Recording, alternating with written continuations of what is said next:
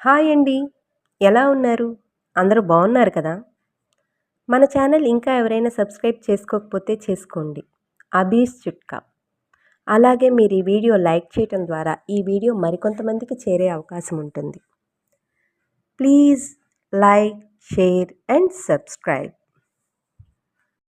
చాలామందికి ఈ చలికాలం తలలో చుండ్రు ఏర్పడి దాని మూలాన దురదలొస్తూ ఉంటాయి. అలాంటి వారు ఒక స్పూన్ వేప నూనె, ఒక స్పూన్ నువ్వుల నూనె కలిపి ఆ మిశ్రమాన్ని తలకు పట్టించి 1 గంట తరువాత స్నానం చేయండి. ఇలా వారంలో 2 సార్లు కనుక చేసినట్లయితే ఈ సమస్యకు మంచి పరిష్కారం దొరుకుతుంది.